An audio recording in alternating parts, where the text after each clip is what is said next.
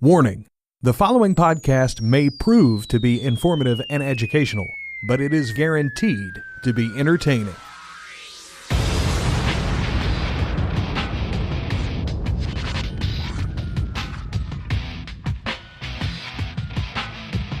Welcome to Trivial Warfare, the podcast that takes the pub quiz out of the pub and brings it home to you.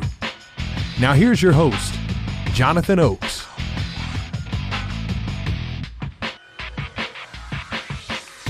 Hi guys, welcome to another episode of Trivial Warfare. We are the podcast that takes the pub quiz out of the pub and brings it home to you.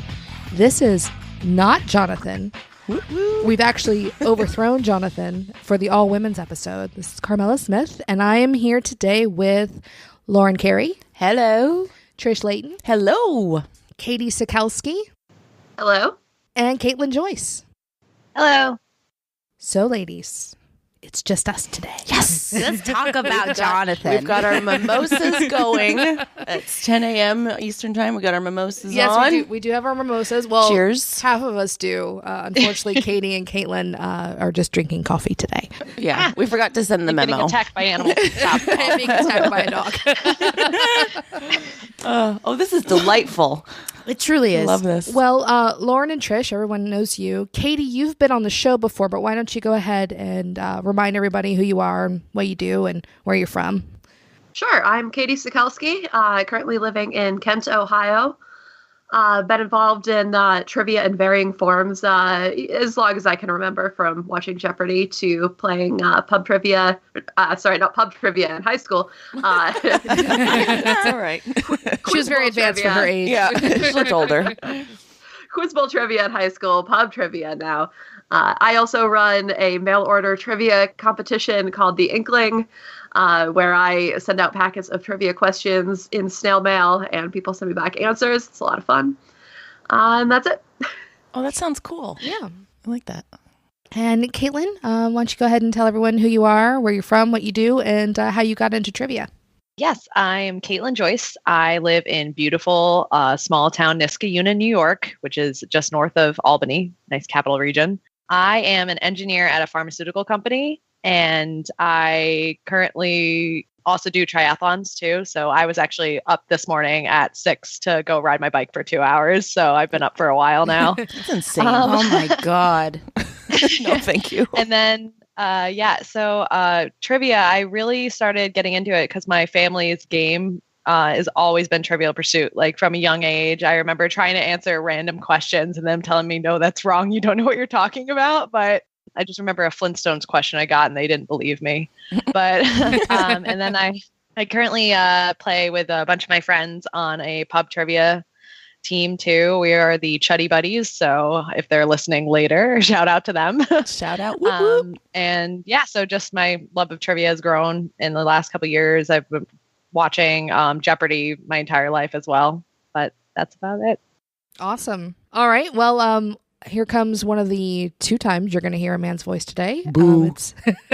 It's Warm It Up Chris, or in this case, Warm It Up Carmela. It's time to warm it up on Trivial Warfare today. And there's only one person who can warm it up for the TWA, and that's Chris. And sometimes Jonathan. So Chris did supply me with a Warm It Up Chris question today that came to us from Paul Boyer. We had to get, didn't want them to feel totally left out. Yeah, we'll throw him a bone, right? Yeah, Thanks, Paul. A small one. And so this is what Paul had to say. Since my last submission, real or fake 70s TV show went over pretty well. At least I think it did. I'm giving you my follow-up, real or fake songs from the early 60s. God. Same premise as last time. I have included the peak position and month it reached for real songs, so here it goes. Real or fake songs from the early 1960s. Each entry will be either a real song that cracked the top 10 of the Billboard Hot 100 chart between 1960 and 1964, or both the song and artist will be entirely made up. Identify which is the case for the following. Why did he cut it off at 64? Because that's when the early 60s stopped. Oh. That was the beginning of the mid-60s. Oh, God, that was a good time. I don't remember it. My past life thinks that was awesome. Yeah. Well, we're going to start off with the person who lived through the 60s in her past life. My name was Carol. Carol? Yes. Okay, Carol.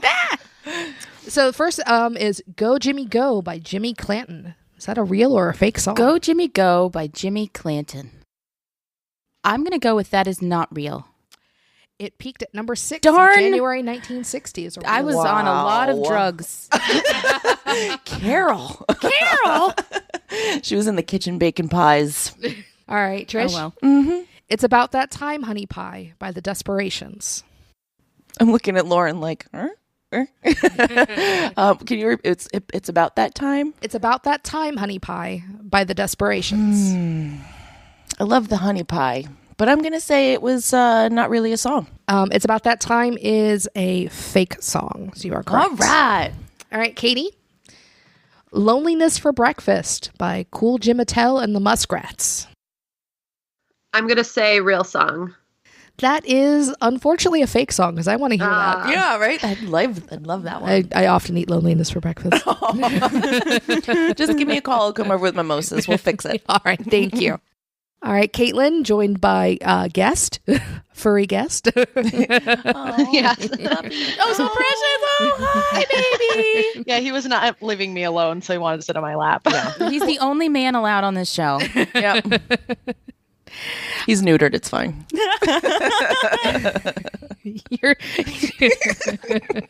Your song is 100 Pounds of Clay by Gene McDaniels. Is that real or fake? I mean, I haven't heard of it, but I'm going to say real. It peaked at number 3 in May 1961. It is a real song. Woohoo. Carol. Carol Carey. Carol sucks. Get it together, Carol. Carol. You Hearted Me by Billy Franco. Oh, Billy Franco sounds like he was real. Somehow, like, I feel like I have heard of Billy. You Hearted Me? You Hearted Me. H-E- Heart apostrophe D. Oh, That's very heart specific. apostrophe D. Yeah, but that sounds like it was something that was like newer. You know, I heart you. I don't know if heart was used as a verb in the early 60s, so I'm going to call that fake. It is fake. Yes. Job, I Carol. logicked that one out. You did. All right, Trish. Babysittin' Boogie by Buzz Clifford. Buzz Clifford. Is that what you said? Buzz Clifford? Buzz Clifford. My God, that's so something that would literally be like maybe 1960, kind of on the back end of the 50s weird dancing, wholesome stuff they had going on back then. So I'm going to say it was real. It came in at number 6 in March 1961. It is real. I'm just like, why would you? Is it a dance you do while you're babysitting? Is that what it Must is? be. Yeah, For all go the- to sleep, change the diaper. I thought you said, I could have sworn you said babysitting bookie. That was the edition of the Babysitters Club that didn't get published. Damn. For Gotta that. double down on your income. Yeah, watch your kids and take your bets. Rate the liquor cabinet. All right, Katie. Don't Say Nothing Bad About My Baby by the Cookies. So that sounds totally plausible. So I feel like it could be made up, but I'm going to say it's real. It peaked at number 4 in May 1963. It is a real song. Ooh. All right, Caitlin. Ain't She a Capricorn by Tony B and Eames. I'm sorry, by who? Tony B and Ames. E-A-M-S. Say fake. Thank God it's fake, because that's a terrible name for a band. All right, we'll go one more time around. Carol. Yes. Ripped Up and Rearin' to Go by Billy Gallant and the Roadsters. That's real. That is fake. Damn. You suck, Carol. I know. All Where right. is Lauren? I want Lauren's back. back on my team. That's right. I'm back now. Bye, Carol. Bye, Carol. All right, Trish. Good Timin' by Jimmy Jones. Let's go with fake for that one. It is real. It peaked at number 3 in May 1960. Damn it. Almost had them all. All right. Katie, Walking to Upminster by the Cataracts. I'm going to say fake on that one. That is fake. The cataracts, I love it. I'm a little cloudy on them. And Caitlin, Ooh Lady by Art Pollinger. I'm going to say real. It is fake. Oh, these were tough. Yeah, these were hard. But thank you very much, Paul. Those were cool. I appreciate it. And that is your Warm It Up, Chris. Thanks, Paul. All right. Yay. Thanks, Paul. Thank you. Woo. All right. Like we said earlier, it is the all women's episode of Trivial Warfare. It is March, so it is Women's History Month. Yay. So, that's the reason we overthrew Jonathan. We might let him back. We'll see how this goes. Is he going to be getting neutered in the meantime? That's up to him. Okay. Bodily autonomy. Anywho, I'm sorry. It's the cramps. My heart bleeds for you. But nothing else. No, with that, we got off of that. No. No, that's not. Anyway, so let's go ahead and get started. Players. Oh, yeah. Y'all know what time it is. This is Mr. Literature himself, cordially inviting you to the game. This is 6 rounds of trivia goodness. 3 questions per round.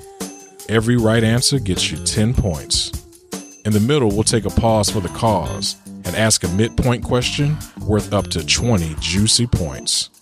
After round 6, you can wager any or all those points you've been building up and take a shot at the final round. It's a series of theme-based questions we call the Gauntlet. It's just that easy, baby. But this game ain't gonna play itself, players. Let's get it on. Your first category in round 1 is in music. And this comes to us from Ashley Sutton. What was the name of the lead singer of the Irish band The Cranberries, who unfortunately passed away suddenly in January 2018? We're locked in. Yeah, you can talk. Okay. So I know I have seen it, and then I've heard it, and then I definitely had like a divide of like, oh, that's how that's pronounced. Okay, so it's something like O'Riordan or something like that. Well, that's good because for some reason I could only think of Sinead O'Connor, which I know is wrong. So Didn't she and die I've heard recently? this before. But yeah, O'Riordan sounds pretty close, if not exactly what it is. It's definitely ringing a bell to me. I mean, I think that, and I can't, like a week ago, I would have been able to spell it for you too, but it hasn't been as fresh in my social media feed, so I can't remember. And I also can't remember her first name. So, but I think the last name is O'Riordan. yeah, I like that. I think we can lock that in. I feel comfortable with that. Okay, so you guys are going with O'Riordan? With an R? Yes. Okay, I'm just asking. The way you pronounce that, I'm not as sure anymore now. Like O'Riordan, really? No, I'm just asking. That's what you guys are pronouncing. Yes. All right. Trish and Lauren, what'd you guys go with? So, my parents are from Ireland, so I've been around Irish things, obviously, my whole life. But I loved this band back in the early 90s. I was like in junior high or high school, so it was kind of they had an impact. So I just kind of remembered this off the bat. I think you knew it immediately. I knew as it too. well. Yeah, so her name is Dolores O'Riordan. Or O'Riordan for those who don't want to pronounce it properly. She did pass away very suddenly. She was only 46 years old. And it was Dolores O'Riordan with a D. Darn it! I was right to correct or to be weary on that pronunciation back to us. Yeah, our lack of real fire behind that was obvious. It's the mimosas. Don't worry.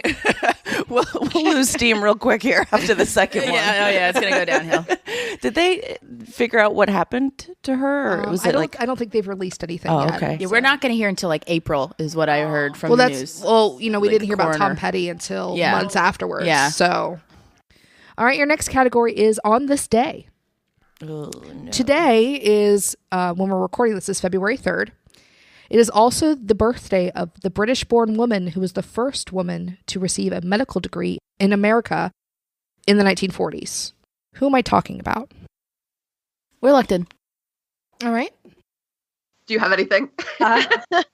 So the only thing I wrote down, and I'm pretty sure this is wrong, was Clara Barton, because she helped found the Red Cross, Right. but I don't think she had a degree necessarily. I don't think so either. She did pop in my mind too, as did Florence Nightingale, but she also wasn't. So the one name that popped in my head, and I I have no idea why it popped in my head, was the last name Blackwell. And I don't know why that popped in my head.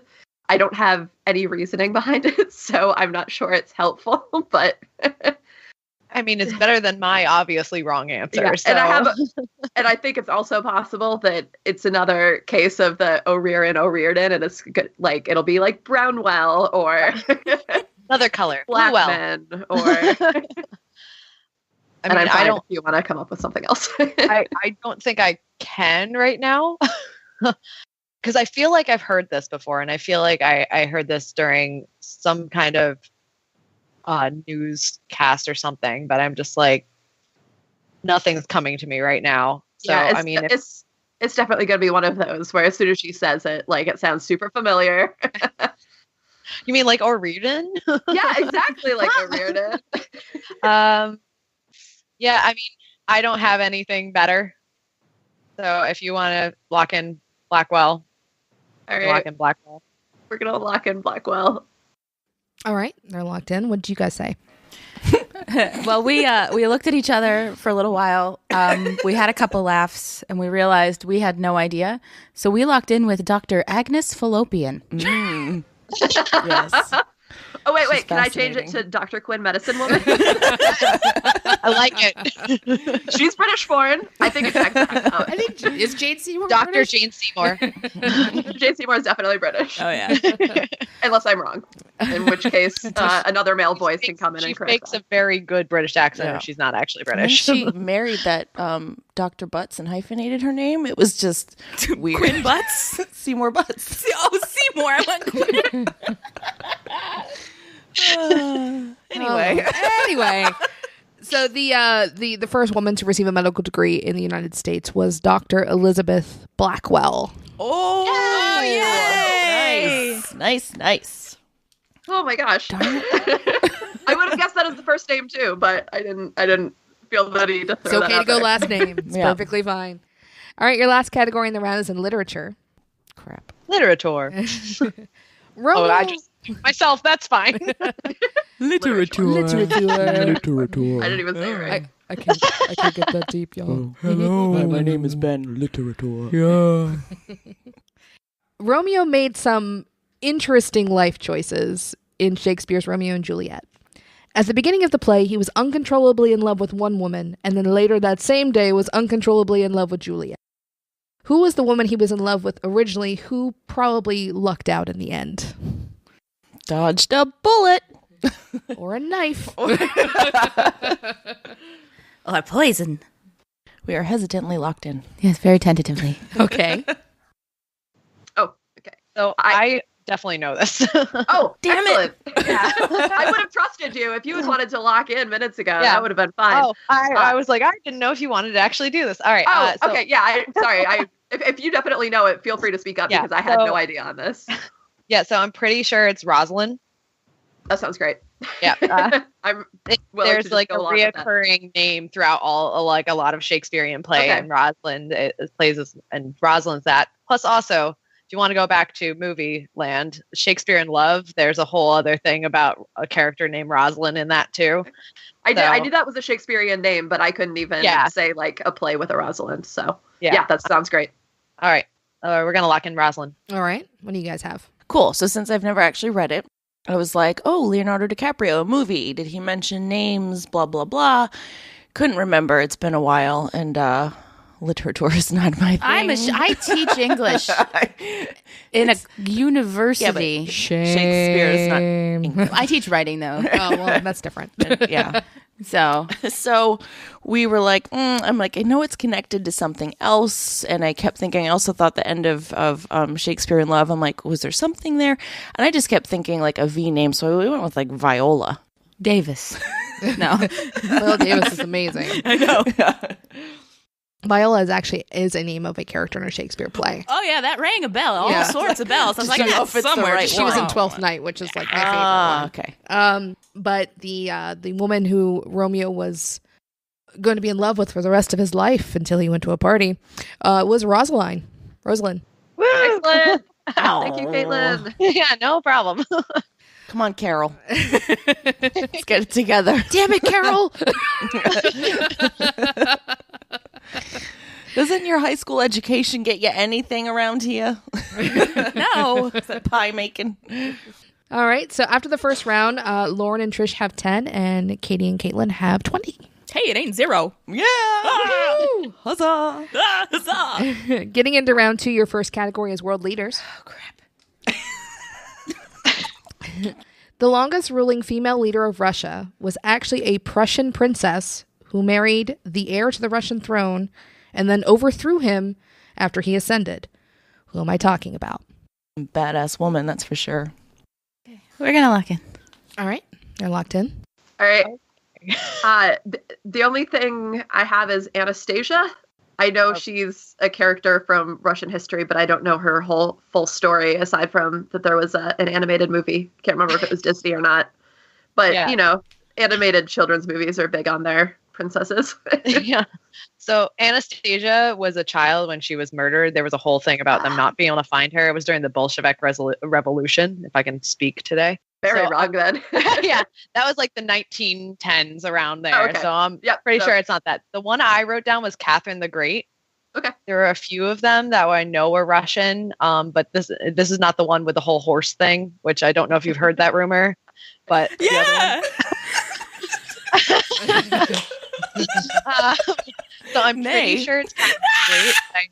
It's the only one I can come up with right now. So that sounds fine. Yeah, I was just throwing out a name, and now I'm embarrassed to have done so. So let's go with your thing. The names are Russian, so we're on the right track there. Okay, yeah, okay. I was in the right part of the world. So I'm sorry, I didn't hear your answer. Carol was being loud. Damn it, Carol. We're gonna lock in with Catherine the Great. All right, thank you. Trish and Carol. But we talked about the horse thing, and so we locked in with Catherine the Great. Allegedly. It was a rumor. I learned something new today. Very Allegedly. And it was Catherine the Great. Yay! So everybody gets points. You get points. You get points. Thank you again. No problem. Your next category is, speaking of princesses, Princess Diana was a well-loved figure both during and after her marriage to Prince Charles of Wales. Once during an interview, she said, well, there were 3 of us in this marriage, so it was a bit crowded, referencing Charles' long-standing affair with whom? We're locked in. Okay, so the only thing I can come up with is the first name, and I don't know if it's going to be good enough. But nope. Camilla. Okay. Damn it. I'm just kidding. I have no idea. Shut up and eat your muffin. Sorry, Carol. Oh, wait. It's one of those things like where there's a last name coming to me, but this might be like someone else that's like famous for something else. Yeah. And I feel weird saying it because it's going to be like, no, obviously like that's like some like American pop star from like this year. Camilla Parker Bowles, is that a thing? Yes, Okay, that is absolutely it. I was like, I can only think of her first name. All right, yes. Okay. That's what we're going to lock in with then. All right. Okay, yeah. Trish and Lauren Carroll. Damn it, Katie. Sorry. I was like, will we get extra points if we get both last names? Yeah, we also said Camilla Parker Bowles. It was Camilla Parker Bowles. Yay! Her, you know what? Say what you will about her. Beautifully feathered hair. I wonder if she gets that done professionally. I'm sure that somebody does it. Oh, yeah. Castle. Let's make sure my fascinator looks good. Sorry. More mimosas, Carol?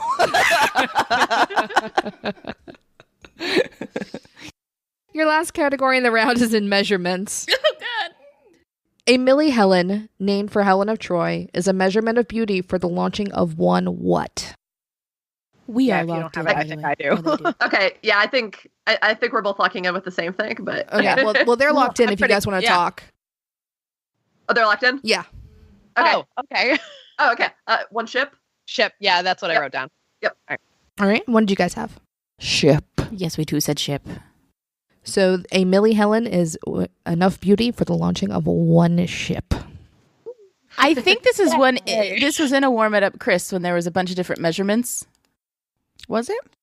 Yeah, a long time ago. It wasn't actually part of the question. It was something I had added in. Yeah. Probably. Yeah, I heard it somewhere on here because I remember very, very small Helen. So if you have 1,000 of them, you've launched 1,000 ships. Oh. Oh, see, that makes sense, actually. Yeah. Over my head originally. All right. After the second round, it is 50-40 with Katie and Caitlin still in the lead. Both teams swept that round, so you guys did really great. All right. Yes, women sweeping things. Typical. It's Swiffering the nation. That sucks.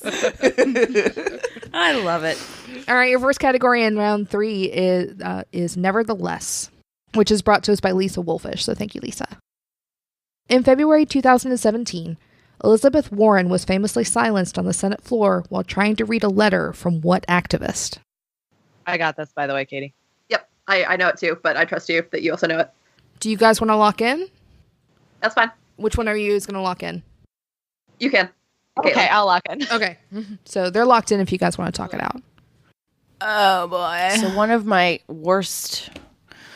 I have a really bad memory, so that comes in not handy during questions like these, when I'm like, I remember it happening, but I can't remember the details of it happening, so I'm struggling to find the name. Yeah, I know. Same. I bet if we stopped drinking, it would help. No. Or maybe it'll ridiculous. unlock all of your power. Yes. Yes. I like that one better. I keep trying. Every day I try. Every day I try. Yeah, I remember this happening too. You know, it's the whole nevertheless she persisted. You know, and then people made T-shirts and socks and stuff with that saying on it. I can see it. Wasn't that from a Michelle Obama speech? No, she did the they go low, we go high. Okay. Yeah, they go low, we go high. God, feminism has a lot of good catchphrases. Yeah. What are we doing? I know. Oh my gosh, our feminist card will be removed. They're going to take swiftly. that and my uterus and just I'm done. Take it. I'm done. Well, they can have my uterus. I'm not going to use that. Me either. Yeah, I know. So Like, funny. that's fine. No It's like periods. Woo. It's like an appendix. I don't need it. What? Mimosas and cramps. Okay. So I remember this happening. I'm assuming it was a feminist or a feminine or a female activist. woman? Are we wrong there? I'm also assuming that it's going to be from a woman. So we can already immediately eliminate 59% of the population. 49%. Oh my God, I can't even math. But you come from math people. I do come from math people, but I cannot math. Oh boy. February 2017. That was too long ago. I know. It was all a year ago. Whole year ago. It's been a long year, guys. Yeah. Hasn't it though? You're telling me. Oh, yeah. It's true. It's not like Tamika something Harris. No. Is she the one? Because oh God, because they're I mean Tamika Harris. I feel like didn't she go to the Golden Globes with one of them? Like they all brought activists with them. Mm-hmm. And I feel like February 2017, what activist would have been saying something, you know, on the floor about stuff. I mean, I don't have better option or all right. So let's just go with Tamika Harris. All right. And Caitlin, you locked in for your team. Caitlin looks happy. We're totally wrong. Yes. I'm pretty sure it's Loretta Scott King. Oh no, it's not, isn't it? Oh no. Ah, damn it! I'm sorry. No. Sorry, locked in. Oh, I'm mixing my people up, aren't Boy, I? did you write it down? I locked in. I screwed it up. Did you write it down? And I'm killing. Did Katie you write right down now. Scott King on your paper, or did you write the whole thing? Yeah, exactly. What did you write? What? Oh, yeah, sorry. I was just asking if you wrote the first name on the paper. I mean, I circled King on here, but I mean, Well, what? I mean, you circled King, and her name is Coretta Scott King. I would accept King. That was the yeah. Close, but I circled King, so hopefully that counts. So not Tamika Harris. No, Sorry. not so much. I know. Though she did help write No Scrubs. So Yeah. I mean, hey. I don't want no scrubs. Scrub is together, can't get no love from me. Anyway. Nevertheless, let's continue. racist. Next category is Nobel laureates. Oh, God. Which comes to us from Ashley Sutton. Malala Yousafzai is the youngest Nobel Prize laureate, winning at the age of 17. She is also the only person from her country, or only the second person from her country, to win a Nobel Prize. What country is she from? You spell her last name? Sure. Yousafzai. Is that hyphenated or 2 words? No, it's all one word, Yousafzai. We're locked in. All right, what do you got? Yeah, so I know, like Malala's the young girl who like was shot like trying to go to school, and she's a big advocate for education of young girls. Yeah. I know she's Muslim. She's from a predominantly Muslim country in the Middle East. I'm not sure exactly what country, maybe Syria or Iran. I'm not sure. I know that's where I'm at too. I wrote down Pakistan originally. Okay. And I'm not 100% confident about any of this. Right. But I wrote down Pakistan, and then I also then said India and Malaysia, which I know are both wrong. So yeah, it's not, but it could be Pakistan. Yeah, it's definitely a Muslim country, and it's not. Oh, Iran could be a good one too. I don't know. For some reason in the back of my mind, I remembering Pakistan. Okay. I feel a little bit better about that, but I don't know. It depends on if you have a better idea too. I don't. I'm fine with Pakistan. Okay. So we're going to lock in with Pakistan. All right. Trish and Carol. I feel like we can't gain any ground if we keep answering with the same answers. Yeah, we too said Pakistan. And we kind of had the same thought process too, because we wrote like Iran, and then I was like, well, maybe Afghanistan, but the 2 prizes was like, well, no, then that would take that out of the. Yeah. So we went Pakistan. So Malala Yousafzai is from Pakistan. Yay! Yes. Yay! So the first Pakistani to receive the prize was named Abdus Salam, and he won in 1979 in a physics prize. For salami. Okay. I don't go anywhere without my Stan. I always pack it. Okay. Refill, huh? No, I'm good. Yeah. All right, your last category before the midpoint is in science. Science. What carnivorous species in sub-Saharan Africa has a female-dominated social structure, spotted coat, and seems to be laughing in the noises they make? We're locked in. All right. It's going to be hyena, right? That's what I said. Yeah. So I heard female dominated. I was like, lion. No. Oh, spotted. Crap. Yeah. Hyena. And then the laughing included in there. Right, yeah.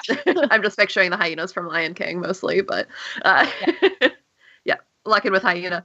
All right. What do you guys say? Hyena. That was beautifully fun. Come play with us. Come play with us. Yes, hyena. Is after all that's exactly what we locked in with.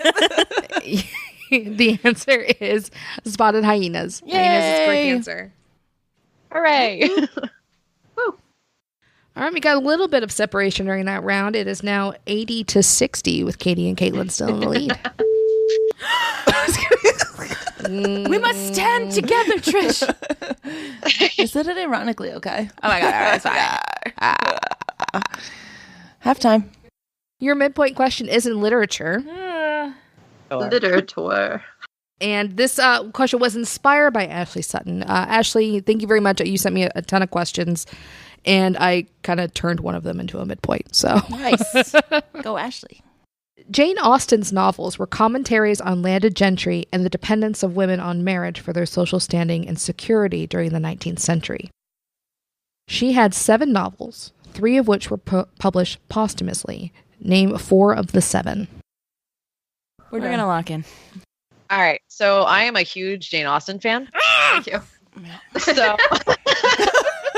and I couldn't name all 7. I named 6 of them. So Show off. That's enough. Which I'm going to want to look up what the 7th one is because it's going to bother me otherwise. But I have written down, and just to be clear, you wanted 7 because she only had 7 novels total, right? You just wanted, they don't have to be the plus. No. It could be any of the 7. Okay. I just need 4 of them. Only name one of the after what you did that I'm sure about ones, but So I wrote down Pride and Prejudice, Sense and Sensibility, Emma, North Anger Abbey, Mansfield Park, and Sandition. Sounds good to me. Okay, do you want to? So which 4 are you going to go with? So, I mean, I'd go with Sense and Sensibility, Pride and Prejudice, Emma, and Mansfield Park. So Lauren was getting visibly angry over here for not being able to remember all the novels, or 4 of them at least. And I think the one she kept searching for, she kind of had a coronary as soon as Caitlin said Mansfield Park. So we got 3 of them because we just couldn't get one more. Would you like to talk about it, Lauren? Yes. All right. So we said Pride and Prejudice, Sense and Sensibility, and Emma. Her voice is shaking. She's still pissed. She's like very upset. It was in there. It was in my brain. It's one of the cells that hasn't died. So yeah, we had 3. All right. The answers are Sense and Sensibility, Pride and Prejudice. These are in published order, by the way. Pride and Prejudice, Mansfield Park, Emma, Northanger Abbey, Persuasion, and Lady Susan. I have never. She never finished Sandition, so it was never a complete It was novel. finished for her. I remember that because I remember reading it partially, and the forward saying, "Yeah, this is finished afterwards." So that must have been what I'm thinking of. after she had died, Northanger Abbey, which was actually the first manuscript she ever wrote, was published, and then Persuasion, and then in 1871, which was like 60 years after she died, Lady Susan was published. Lady Susan. Okay. Beautiful. Now I know. All right. So after the midpoint, Lauren and Trish have 75, and Katie and Caitlin have 100 points. Come on. Hey. It's not bad. It's morning. It is. Thank God for Jane Austen questions. Yeah. So I looked at Lauren. I said, "Are you mad at me that I've never read a Jane Austen novel in my life?" And she goes, "Oh, honey, neither have I." I was like, "Oh, thank God." Yeah, I haven't either. in high school. I read them all in high school. Oh no, I was supposed to in high school. I actually was supposed to do a whole book report on Pride and Prejudice. And I Spark Notes. No, I used the Wishbone episode. Oh, the Wishbone. What's the story? Wishbone. Series from the BBC, because that's what I learned it on. No, I mean I didn't have access to any of that at the time, but so I turned my paper in, and it turns out my literature professor had done her master's thesis on Pride and Prejudice, so she totally caught me. Oh. That's funny. I was like, yes, Mr. Darcy was a dog. You know, they've redone Pride and Prejudice into so many different things now, like the Lizzie Bennet diaries they've done recently, and really, Bridget Jones's diary is Pride and Prejudice. Oh my God. His name is literally Darcy. Yeah, that's why the guy's name is Mark Darcy. Because I've never read it. Okay. All right, that is the end of the first half. Oh my God, it's a man's voice. What is he doing on the show? I'm sorry. I really did try to avoid having my voice on the show, but I realized there were a couple of things I needed to get in. And one of those things is this. I want to remind everybody that we have a new Instagram account. So go make sure you're following us on Instagram at Trivial Warfare. And one really awesome thing that I want to make a thing is for you guys to take pictures of your teams when you win at Pub Quiz and send them to us on Instagram as a direct message. Send us the place you won at, send us the location, your team name, even the trivia company. We'll tag everybody that's appropriate. We want to celebrate your wins on Instagram as members of the Trivial Warfare Army and share those out with everybody. So remember to take a picture of your team when you win and send it to us at Trivial Warfare Army on Instagram as a direct message. All right, I'm going to shut up now. Let's get back to the ladies. All right, let's get into round 4. Your first category is history. History. Herstory. Herstory. Herstory. Marsha P. Johnson and Sylvia Rivera were 2 prominent trans women in the modern LGBT rights movement that is commonly believed to have begun with a riot outside of a Greenwich Village bar for which the riots were named. What was the name of the bar? Do you know what to do? Yeah. Yeah, okay. I'm gonna let you lock in because I apparently mix up letters. Okay, we can lock in. All right, so Katie is locking in if you guys want to talk about it. You wrote that down really fast. I did write that down pretty fast. So I don't have any objection. And you're way smarter than I am. Oh, no. Stop it. Yeah, we're going to lock in as well. Yeah. All right. So what's your answer? Stonewall.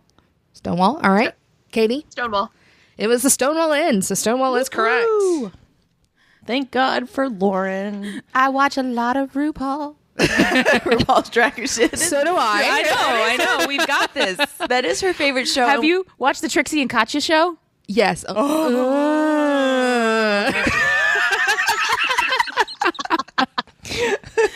I haven't watched this week's episode of All Stars 3 yet, so Religion? Oh, no, not of All Stars 3. Yeah. You're going to think of me when you watch it. That's all I'm going to say. Okay, fair enough. So no spoilers yet. I was shan't. too busy last night to watch it. I shan't say. Okay.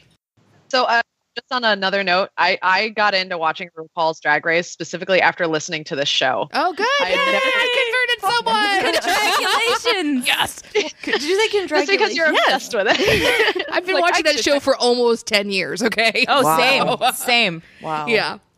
So the Lost season, I saw the Lost season when it aired. Okay, you got me beat there. I've never seen an episode. Oh, I know you're trying to change it. I know. But she did show me the Trixie and Katya show, and I thoroughly enjoyed that. Which is the one I liked? Katya, because she's gorgeous. So pretty. Oh my God. anyway. Your next category is movies. The Outsiders, written by S.E. Hinton, was adapted into a film in 1983. Which actress played Cherry Valance? I was hoping you were going to ask for the author because I knew that. I'm always hoping that you're going to ask questions that I know the answer to. I guess that goes without saying. That happens with Jonathan a lot. Like, I'll read the question and like halfway through it is the answer he was going to give. What does this say about our society that I can name the men in this movie? The main cast, there was only like 2 women. So. Irregardless, Carmela, I should have been able to. Well, that's what I'm saying is, the book was written by a woman and there's really only 2 women in it. She has a cool middle name. The E stands for Eloise. So there isn't a person named Goldie Uterus that I can lock in with? No. Okay, we're locked in. All right. I have nothing. Yeah. As Chris was a big bag of nothing. Yeah. So, Designer. I was like, all right, the movie was in. Was it the 80s or early 90s? It was right around there, and I can name literally all the men in it. She said 83 in the question, right? Okay. Yeah, I said 83 cool. in the question. I've only seen the movie once. Oh, sorry, 82. Yeah, I've only seen the movie once, and I do not remember any of the women because I think they're in there for like half a minute, really. So who are some of the men in it? Because I'm not familiar with the movie, so if we can guess maybe like the age range and fame level. Yeah, no, well, Patrick Swayze, Matt Dillon, Ralph Macchio was in it. I think he was pretty sure I'm pretty sure that was him. Rob Lowe. Okay. So it was a good cast, and I cannot for the life of me think of any of the women in it, and it's driving me nuts. So I was like, 80s actresses. All right. So it's not Molly Ringwald. It's not Phoebe Cates. It's not Ione Skye, and I'm out. Oh, no. I wrote down Elizabeth Shue because she was an 80s actress too. Okay. But I don't know what she was actually in, but that's all I wrote down. I mean, if you want to say that, because I really don't have anything. Like, I can't think of like who would be like the right age for it. I can't I have nothing. Yeah. I missed this entire decade, and so yeah. I guess we're gonna lock in with Elizabeth Shue. Sounds good. All right, Lauren. Oh, wait. Well, Trish is refilling our mimosas. No, that's all right. I'm pretty much going to have straight champagne now. So, yeah, we had the same kind of thought process that you did. Knowing that it was 1983, kind of thinking about actresses that were doing stuff at that time, who it might be, who would have been in that kind of group of actors/actresses. So we took a wild stab in the dark and said Ali Sheedy. Wild stab in the dark with a switchblade. Wow. The Outsiders. That's what they had them. It was a rumble. It's true. Stay golden, pony boy. Stay gold, pony boy. Stay gold.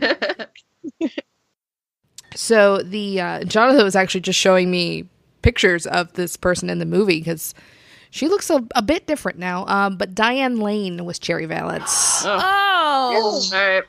All right. Yep. Wouldn't have done that. Yeah, nope. All right, your last category in the round is in television. What sitcom with a female lead was the first to have a main character come out as homosexual in the 1990s? Locked in. I know my lesbians. Or gay men. She said female. Wait, did you say you're locked in? The show had a female lead. The character was just homosexual. Okay. There you go. Good luck. They're locked in. Okay. So I wrote down the Ellen DeGeneres show. So I was thinking that but I also seem to remember that there was a female kiss in Roseanne. I'm not sure if that involved someone actually coming out. Like I can't remember if that was like a character coming out or like someone like coming onto the character or like I'm not sure the context. I just know that Roseanne was the first show with a female kiss. Yeah. I've never seen Roseanne, so I know that's probably bad, but I just haven't. So, and I'm sorry, for the question, Carmela, did you say character or like lead character?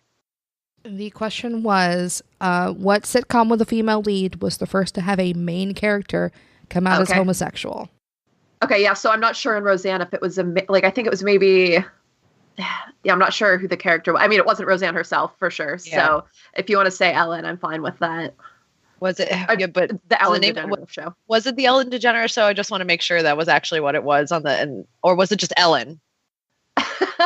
Wait, what's her show now? Which one is that? Her show now is the Ellen DeGeneres. Okay. DeGeneres, but okay. Then it's just the show. I think it was just Ellen. Ellen. Yeah. Yeah. All right. We're gonna lock in with Ellen. Okay. Trish and Lauren.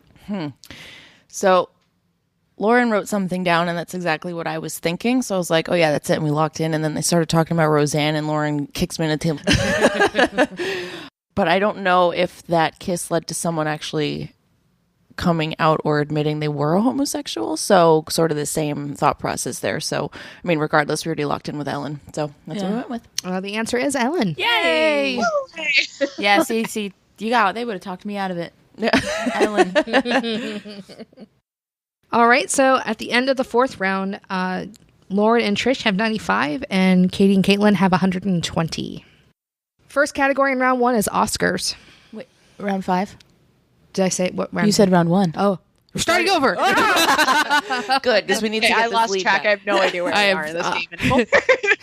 Kayla's not the only one who's been up since 6 this morning. So. Did you ride a bike for 2 hours? I did not. I was fact-checking some questions. Oh God, I had to set an alarm to get here by 10. Oh, yeah, me too. I woke up early this morning because I had a dream that I slept through the podcast. I had that same dream 2 days ago. I dreamt that it was 10:40, and I woke up, and I was like, oh, no. What were you like? Oh, no. All right, your first category in round 5 is in the Oscars. Trademark. She wrote TM on her paper. Oh, dear. In 2002, it was the first time that an African-American performer won both the Best Actor and the Best Actress award.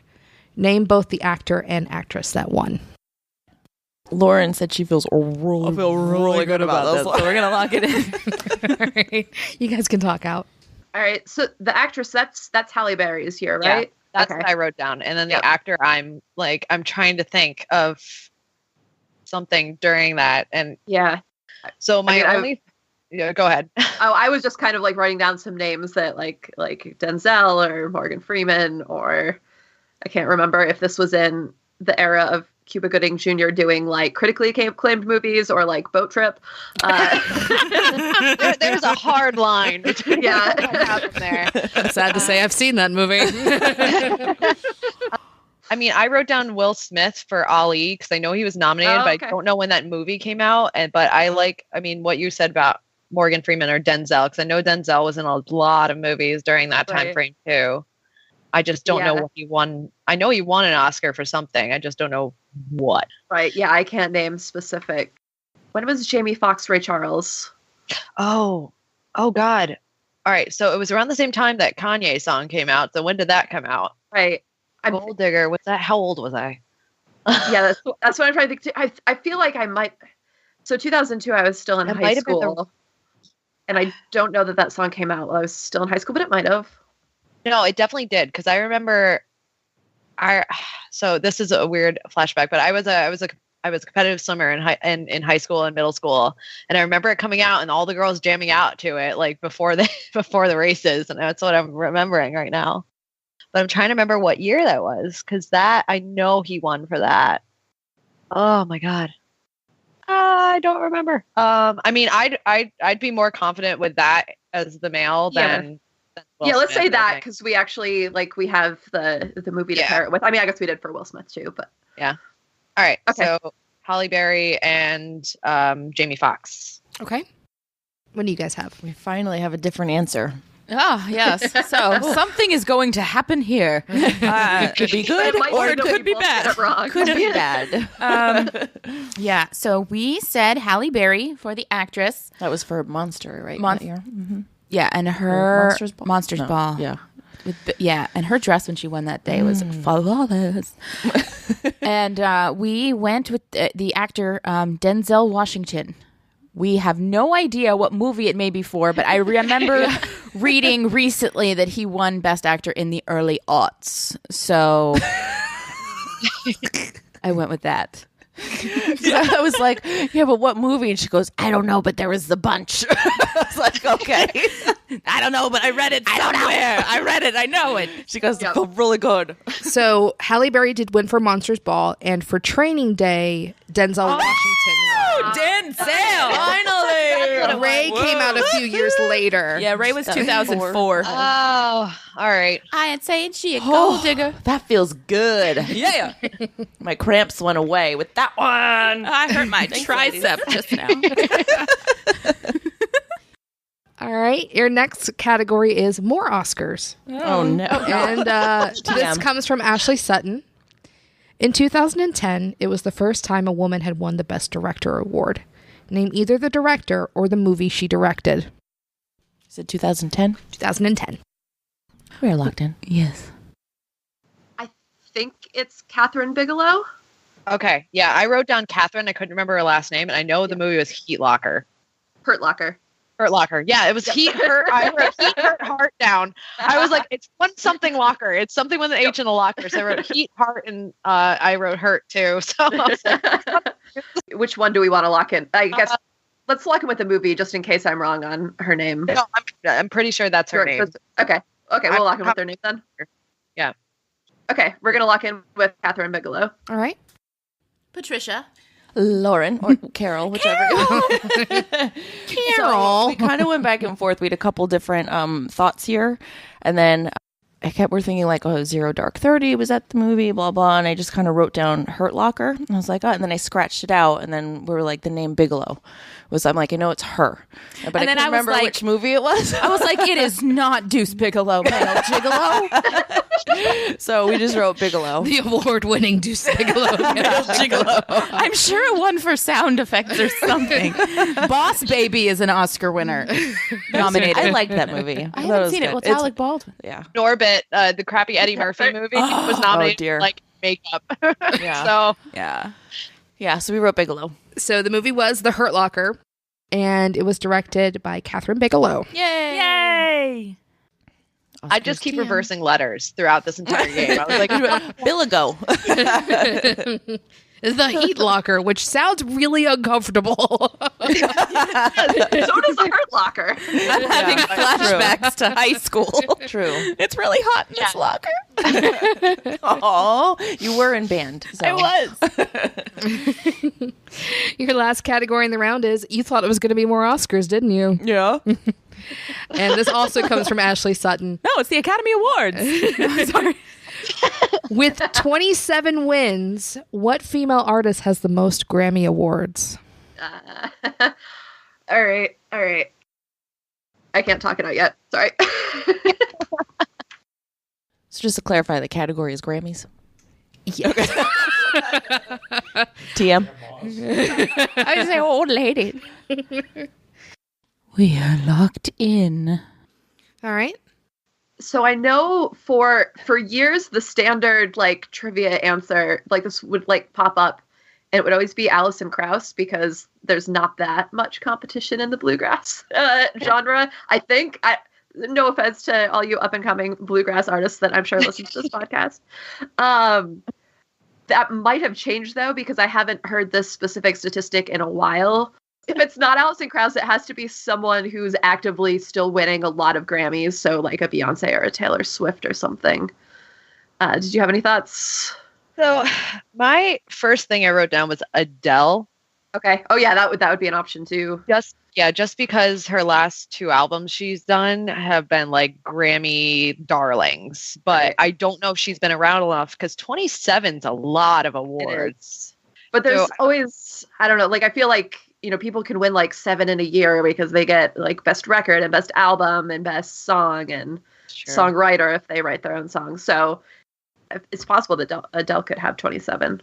I mean, if you know more about the bluegrass, because I have no idea in that category. I mean, I can't say I know a lot about it. I just know that because she, like, anytime she has an album, it wins like bluegrass album of the year and maybe like a couple other like traditional female vocals or like things like that. I just know she has a lot because she's also been around like decades. Yeah, I'd feel more comfortable doing that. Someone who's been around for that amount of time, because that seems like, I mean, if you've been around for decades and you win a Grammy for every couple years, I mean, that's almost 27-ish. Right. So I'd feel comfortable doing that.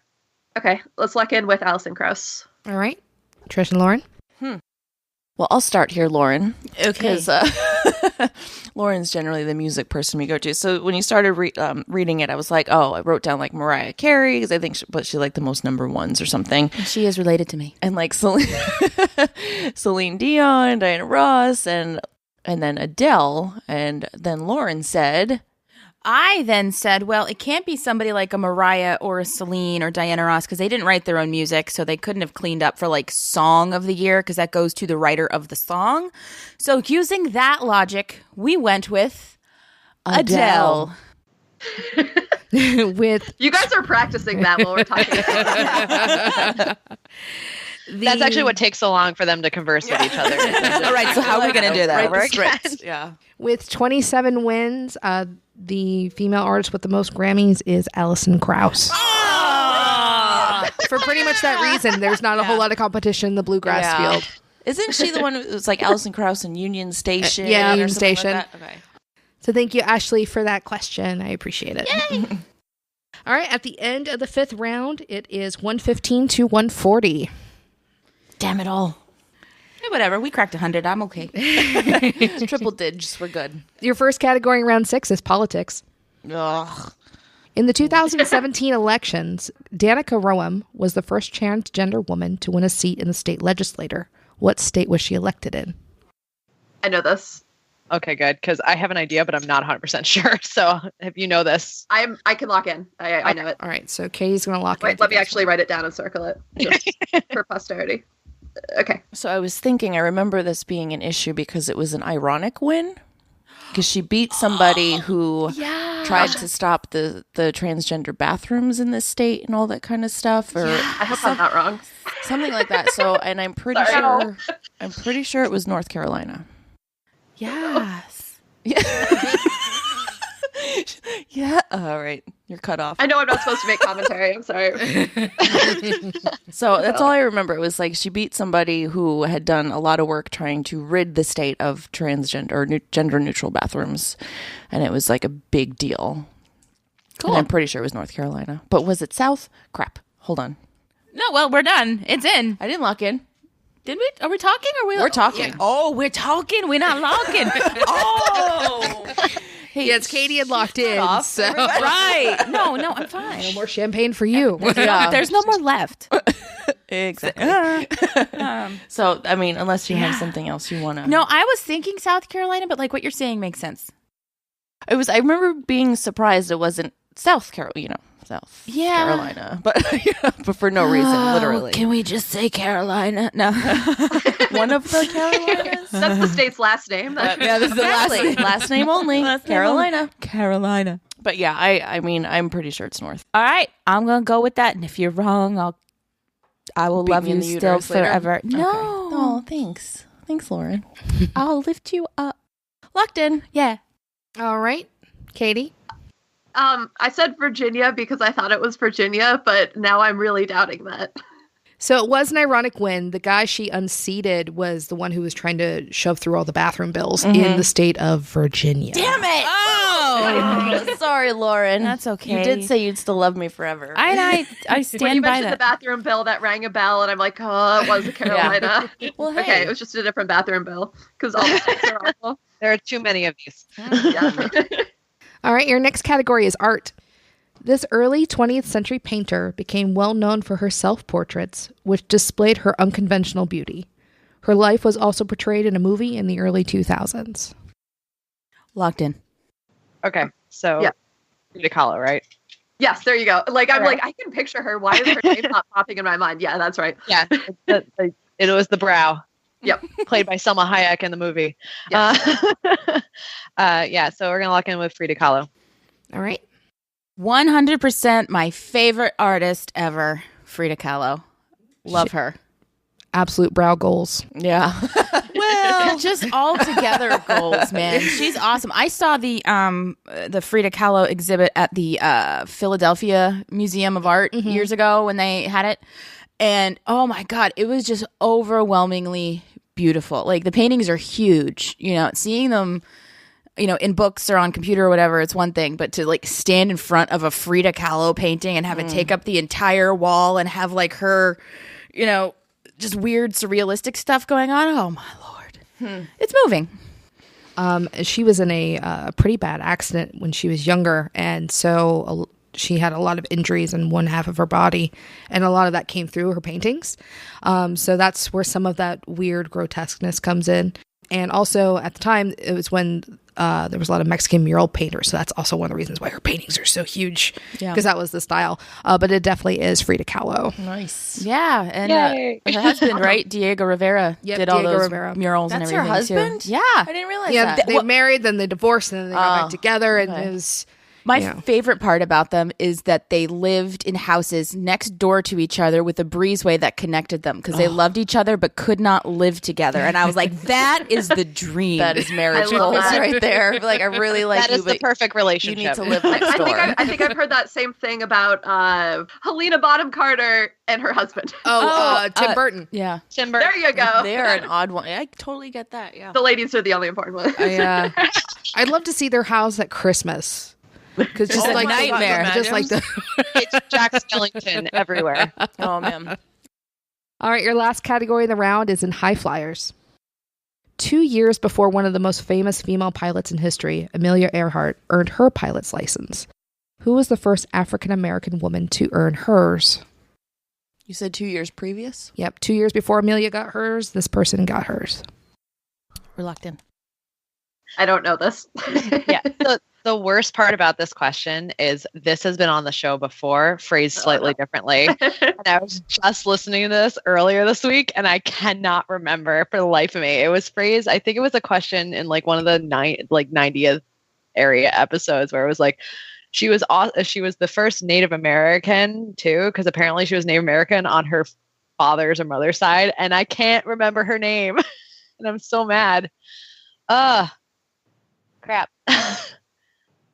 I don't know. The letter C is what's standing out to me, but I don't know a name associated with it at all. And oh God, it's gonna kill me. Not Cole, not Carver. I got nothing. I have less than you, so if you wanna come up with a C last name, Carter. Carter, yeah, person. Carter, lock in. Okay. You guys look thrilled. We literally had zero. Here's the thing. Okay, here's the thing. There were commercials on like the Viceland channel or something where there's people complaining that like, you know, yeah, this woman exists, but there's no actual pictures of her. So then they go into like a Photoshop lab and like take a picture of like her face and put it on a pilot's body next to an airplane. And I've seen this commercial thousands of times, not thousands of times, but enough times that I remember how the commercial went. But it missed the point with me because I don't remember who she is. It's really, really solid commercial they did there. So, yeah, we just locked in with Elizabeth Mammaries, a.k.a. boobs. Okay. She's related to Agnes Fallopian. Distant cousin of Goldie Uterus. Yes. Good Lord. Oh my God. I think my favorite part about the jokes is just the reactions that are happening in that room right now. The Shampers. No, So- it's really not. I would be like this All the regardless. time. Yeah. Irregardless. Anyway, sorry. Carry on. So Amelia Earhart got her pilot's license in 1923. But 2 years beforehand, Bessie Coleman Coleman, you guys are got so her crazy. Yeah. pilot's license. And she was both the first African-American and Native American to receive a pilot's license. say it was woman. Betsy or All right, Bessie? I'm going to Bessie. commit this to memory because I swear if it comes up again, I'm going to remember this. All right. So before getting into the gauntlet, the scores are 160 to 125 with Katie and Caitlin still in the lead. And your gauntlet category is The Pen is Mightier. Not to be We don't even confused have to with make the joke. The Penis Mightier. It's like, it took me a second. I was like, oh. Hey, you want to join the Pen 15 Club? I really wish instead of this pen to write down my answers, I was using one of my pens that say "Smash the Patriarchy." That's what my socks say, and I forgot to wear them. I solemnly swear I will smash the patriarchy. Anywho. Okay, we're good. All right, their bet is locked in and circled. I'm Sounds like a assuming. hilarious wager. We'll show you when we're done. Can you just say your wager's locked in? Our wager is locked in. All right. I feel like we're gonna get through the gauntlet, and you're gonna ask what we wagered, and they're going to say that they wagered just like the word mimosa. Boobs. No, Take 'em. it's probably 69 or something. Oh, come on. I'm classier than that. Are you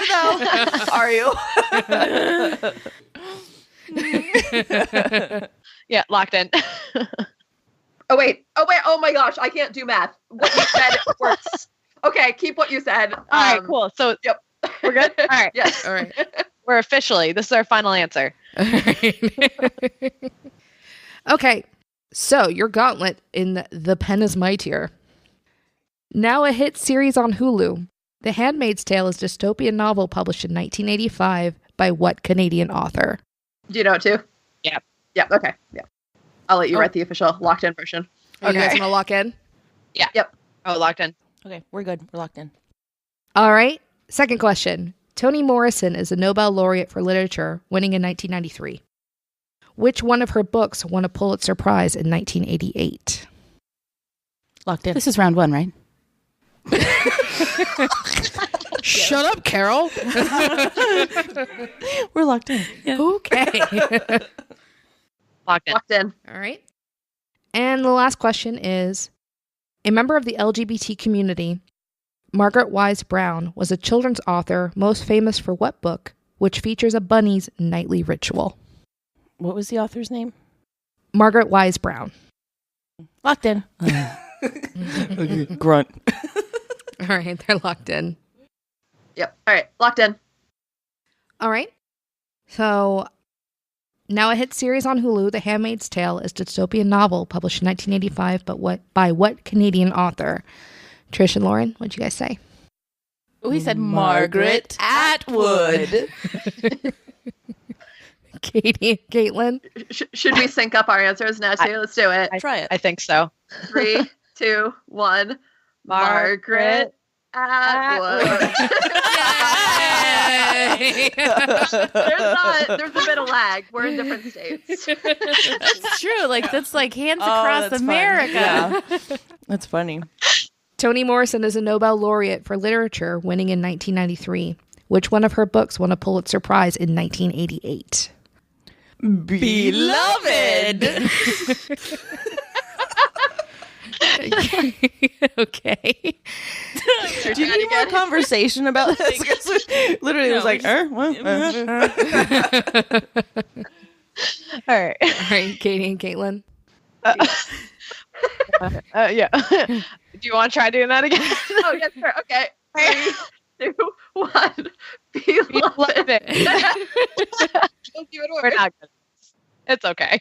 And a member of the LGBT community, Margaret Wise Brown was a children's author, most famous for what book, which features a bunny's nightly ritual? We said Good night. moon. All I right. was going to suggest we do it 1 and 1 this time. That might be better. Yeah, all right. Good night. Moon. Worked out a little better. Yeah. Skype delay. Friends. All right. So The Handmaid's Tale was a novel written by Margaret Atwood. Toni Morrison won a Pulitzer Prize for Beloved. And the bunny's nightly ritual was the plot of Goodnight Moon. Woohoo! So everyone got it right. Nailed Not it. at all. All right. So we'll start with Katie and Caitlin, since you guys are in the lead. You had 160 going in. How much did you wager? We wagered 33. All right. So that puts you at 193. Here's the thing. Here's what I'm going to tell you happened here right now. We had a long discussion about what we should wager. And Because math. And I was like, "Oh, we should, let's go with 69, right?" And And then you said, let's wager 10. I was like, why? And she's like, I don't know. so we ended up wagering 1. Because we were banking on us not getting them all. Yeah. So Lauren's like, so you're going to bank on us losing? And I was like, yes. But the funny part that we couldn't stop giggling about is we wrote the number 1 and I was about to circle it. And Lauren says, no, let's make it look like a female organ instead. So we have a picture of a female organ on our thing as our wager. And we're 12. Which is priceless. Actually, we just wagered the universe. Yeah. So once again, I should have listened to Lauren. Oh, hey. So that will put you at 126, meaning that Katie and Caitlin have basically run this whole game. They win with 193. They did not run the game. They bet well. You guys, Come on. Good job, ladies. you two realize if you had wagered 69, you would have won. Yep. Yeah. Literally, we would have. We would have won if we wagered 69. Yeah, by 1 point. Yeah. See how? So our first instinct to be children was correct. Like 69. All That was right. a good time. That was a Yay. good time. So that was the all women's episode. I think that went awesome. I do too. So we have to kick Jonathan out of the house more Oh my often. God, our cycles are going to sync up. Once a month, let's get together. After the super moon. Light some candles, read some tea leaves, and kick some ass. yes, excuse me. Pray to the harvest goddess. All right, first review comes from Ohimsa 2013. Great company on my way back from work. I discovered Trivia Warfare last year while searching for a trivia podcast to keep me company on my way back from work. It was a great surprise to find this very entertaining show. I have been hooked ever since then. And I'm happy to hear that its fan base continues to grow. Much deserved. # Team Jonathan. Thank you very much. And our last review is from Gerard Feeney. It's done what no other podcast could do. I found Trivial Warfare only a few months ago on the heels of my local bar rebranding and no longer scheduling trivia. Boo. Boo. I added the boo. It wasn't part of the review. Boycott. What had been my Girl weekly fix in person had been replaced by something to listen to in every car ride, flight, and sometimes just while doing errands around the house. I caught up in no time, and now I'm stuck waiting a whole week for the next episode. Boo. That actually is in the review this time. Good sound effects. The team does a great job recreating the pub trivia atmosphere, complete with things like being 100% sure of your answer even though you're wrong, screaming no when an obvious answer was missed and you didn't even mention it. And my favorite, deferring to your teammate because you'd rather not be the reason the team lost the game by going with your answer, even if it means your team losing the points by going with someone else's answer. It's a long review. Do you need some water? Do you need some more champagne, Carmela? A fan? Jonathan, Chris, Carmela, and Ben, and don't do that. It's distracting. We're all flapping our arms. Jonathan, Chris, Carmela, Ben, and all of the regulars do a great job bringing their A game each week, and I'm certain that what ends up a nice, succinct 90-minute podcast started out as 3.5 hours of recording. That is true, and Katie is doing the Macarena. And probably the same amount in editing. The podcast even did the impossible. I am now a monthly supporter through Patreon for a podcast that is free. That's right, I could have just kept happily downloading for free, but it is so worth it. Download this and start binging as fast as you can. But be warned, once you catch up, you are stuck until next Sunday. And also, hashtag Team Ben, hashtag Team 89 Pistons, hashtag, and sometimes Jonathan. Thank you very much, Gerard, and thank you for being a Patreon supporter. Yay! Yay! Yay! Yay! Hey guys, this is Jonathan breaking in. I know we're coming to the end of the show here, so it's time to do our Trivial Warfare Army promotions. First up, we have a new private. It is Jennifer Bloom. Thank you, Jennifer. Wes Swift is joining us as a new captain. Thank you, Wes. Brian Nash has promoted himself from Major to Lieutenant Colonel. Thank you, Brian. Matthew Hyde is coming in as a new captain. Thank you, Matthew. This is a fun one. So Andrew Bucksbaum, the host of the Nerd Off podcast, has promoted himself from Major to Lieutenant Colonel. And this was interesting because he did it while we were at a piano bar in Boston together. He literally says, "Hold my phone." I'm holding his phone, and he goes in and pushes the buttons necessary to promote himself while I'm holding the phone. So that was a heck of a thing. Thank you, Andrew. That was a lot of fun. We have another promotion. Justin Worf has promoted himself from Major to Lieutenant Colonel. Thank you, Justin. Kyle Buchanan is a new lieutenant. Thank you, Kyle. Stephen Vetter, longtime listener up in New Jersey, is now a captain. Boto Winter, a very recent addition to the Trivial Warfare Army, is now a major. Stacy Brazel has joined us as a lieutenant in the Trivial Warfare Army. Denise Myers just promoted herself from lieutenant to major. She did that literally the day after beating me up in Learned League. I got 5 right. I thought I did good. She got 5 right, but she was smarter than I was, so she won. Thanks, Denise. Lenny Komu is a new captain in the Trivial Warfare Army. And just today, and I believe this one is a gift, Tracy Sheely is a new major in the Trivial Warfare Army. Tracy, I believe this was a birthday present for you, so happy birthday. And we're looking forward to having you on the show at some point here. All right, that is everybody. If you want to be like these awesome people and support the show financially, earning your rank in the Trivial Warfare Army, you can do that by going to trivialwarfarearmy.com. All right, I'm going to hand this back over to our wonderful ladies. All right, that's going to wrap up for us. Katie, did you have anything that you wanted to let anyone know about when the next Inkling is going to be? Anything like that? I don't have the exact dates for the next Inkling nailed down, but if you go to inklingtrivia.com, you can sign up for the newsletter and find out when that's going to happen. It'll be sometime in the next few months. All right, awesome. Caitlin, do you have anything causes you want to support or anything you want to shout out? I don't. I mean, you're my main cause, Trivial Warfare. So oh, sweet. Jonathan needs a new mixing board. Is that what you call that? Yes, okay. It's called a mixing board. The thing with the things. Well, thank you very much for coming out and playing today. I really appreciate it.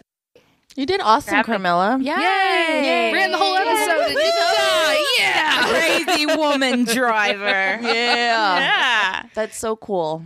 And hopefully, next time I'll be able to breathe. You did fine. It's overrated. Breathe, just breathe.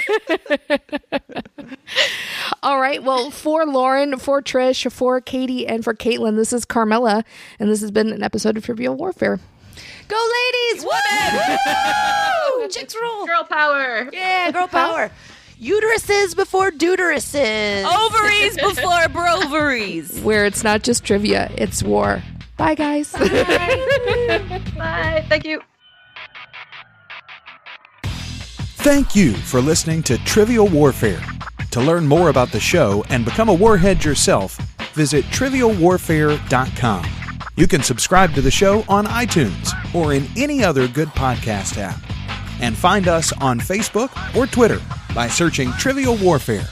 Warm It Up was written and performed by Matthew Stevens. This episode was edited and produced by me, Joel Sharpton. If you need help with your podcast, find it at propodcastingservices.com.